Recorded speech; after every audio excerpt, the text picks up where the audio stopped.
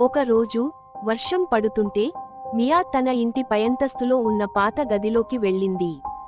కిటికీలోంచి వెలుగు వస్తోంది. ఆమె ముఖం మీద ఆ వెలుగు పడింది. పైన ఏదో మెరుస్తున్న వస్తువు కనిపించింది.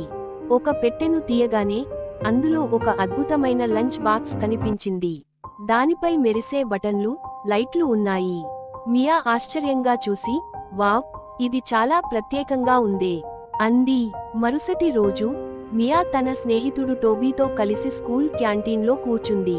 మియా తన కొత్త లంచ్ బాక్స్ ను టేబుల్ పై పెట్టింది. అది కొద్దిగా మెరిసింది. మియా లంచ్ బాక్స్ తెరవగానే ఒక వెలుగు, సుడిగాలి బయటికి వచ్చాయి. వెంటనే వాళ్ళిద్దరూ మాయమైపోయారు. ఒక అడవిలో ప్రత్యక్షమయ్యారు. పెద్ద పెద్ద చెట్లు, పక్షుల అరుపులు వినిపిస్తున్నాయి. అటు చూస్తే ఒక పెద్ద డైనోసార్, టీరెక్స్, అరుస్తూ ముందుకు వస్తోంది. ఆకాశంలో ఒక పటెరోడాక్టైల్ అనే డైనోసార్ ఎగురుతోంది. ఇద్దరూ ఆశ్చర్యంగా చూస్తున్నారు.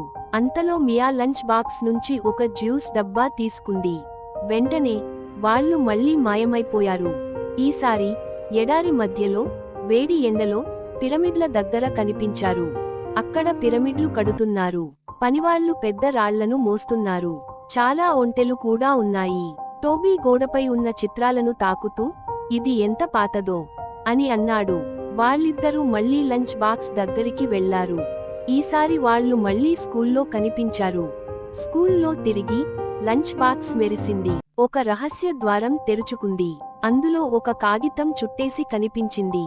ఆ కాగితం స్క్రోల్లో ఒక రహస్యమైన పజిల్, పొడుపు కథ ఉంది. మియా చదువుతోంది. ప్రతి కాలంలోనూ ఒక కొత్త విషయానికి నేర్చుకోవాలి. చరిత్ర తెలిసిన వాళ్లే తిరిగి వెళ్లగలరు. మళ్లీ లైట్లు మెరిశాయి. వాళ్ళు మాయమైపోయి ఈసారి భవిష్యత్తు నగరంలో కనిపించారు.